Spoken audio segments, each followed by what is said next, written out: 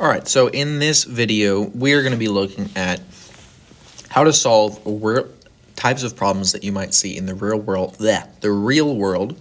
that have to do with trig functions. Now, most of the ones that we're going to be seeing are to do with standard trig functions, finding the sides of your triangle, but there are some that deal with the inverse trig functions.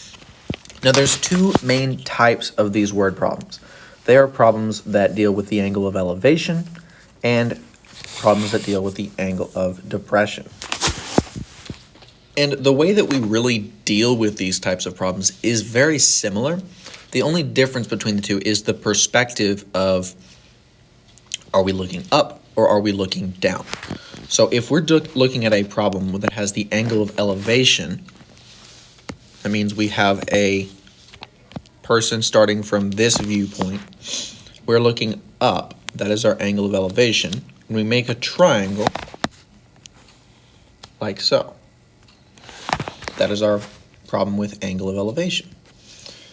The other way we could do that is with the angle of depression, where we're looking down. We're still making a triangle. And these are both right triangles, if you notice.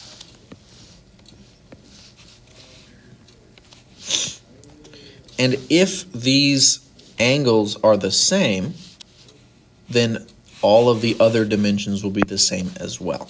So it really does not matter. It doesn't really matter whether it's an angle of elevation or depression. It just helps us visualize how the picture is supposed to look.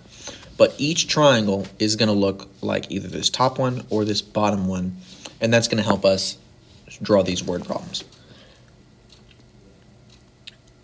Try to maintain the horizontal like this. Don't try to make the triangle like a weird shape. That's gonna mess you up.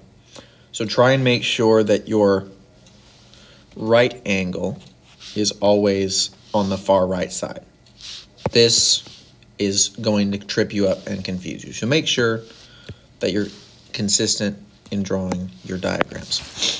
Let me show you what I mean by this. So this first problem says that a power line is connecting to the top of the building to the ground 260 meters away from the base of the building. At what angle is this connected? So we're looking for an angle. So this means we are looking for an inverse function. So we're looking for the angle. But I'm going to draw my picture first and see what's going on. So I'm going to visualize this. There's a building, and there's a power line to it, and it's connected to the ground. So there's a building, buildings sit on the ground, and then there's a power line connecting the top of the building. Okay? Now, this is tricky because we want to make sure that our angle of depression is actually an angle from the horizontal. So if you're looking at this angle, that's actually not correct. We want to be looking at this angle here because it's going to be an angle from the horizontal. So if our perspective is from here, looking out from the horizontal, the wire goes down, and this is our triangle itself, this piece here. We don't need the rest of this. I'm actually going ahead and erase it because we don't need it. So notice how this triangle looks like this, and it doesn't look like something else. It's going to have one of these two triangles.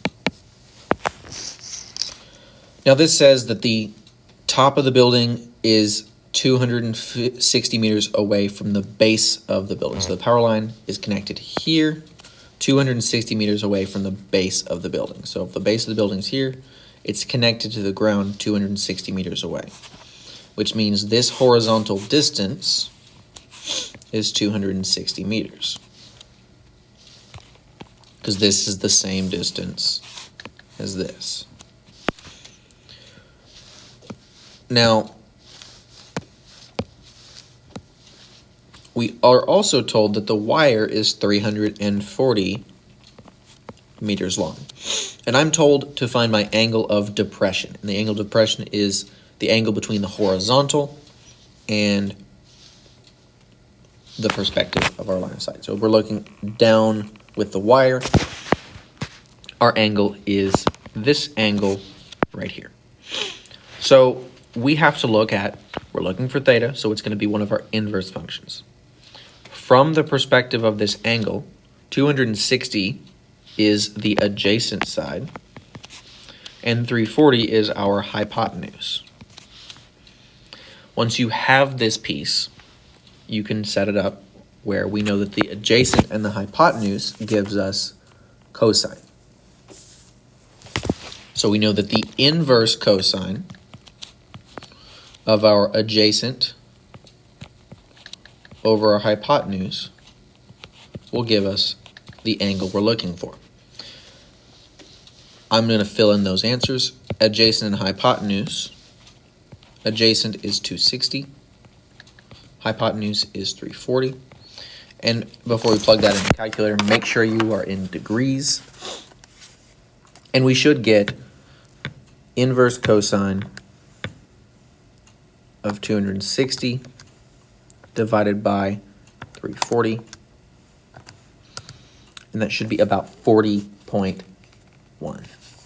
That tells us that the angle of depression, the angle that we're dealing with, is about 40.1 degrees. If you didn't put that in degrees, you're going to get a weird answer.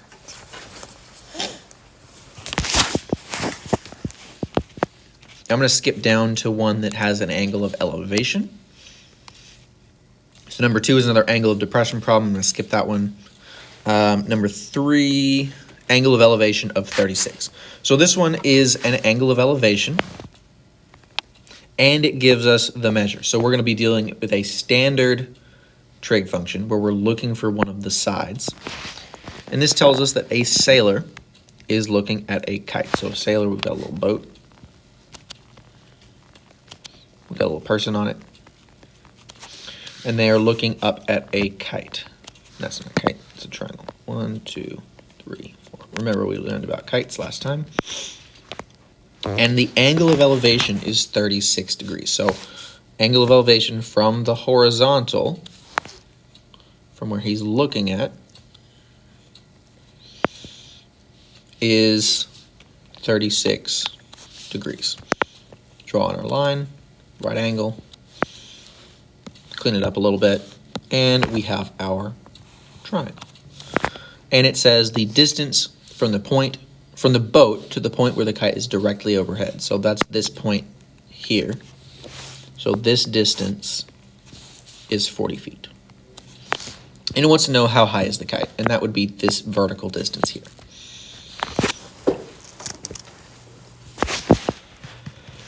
So we have our angle. We have the side opposite the angle, and we have the side next to the angle. So we have opposite and adjacent, which means we're dealing with tangent. And we know that the tangent of 36 equals the opposite, which is x, over 40, which is our adjacent. And I can multiply by 40 to get x by itself. And 40 times the tangent of 36 is about 29.1. So x is about 29.1. And we are dealing with feet, so that's 29.1 feet. Once you have the problem set up, it's just solving one of these trig functions: sine, cosine, tangent, or inverse sine, inverse cosine, or inverse tangent. The trickiest part is setting up these problems. So I want you to be practicing with these, figure out how to do all of these types of problems. I don't think I gave y'all all of these, but they are good practice for solving word problems with trig functions. And notice that this triangle, this top triangle, is the same orientation. It's angled the same way as that triangle, and our angle of depression triangle is angled this way. So, a couple things to keep in mind.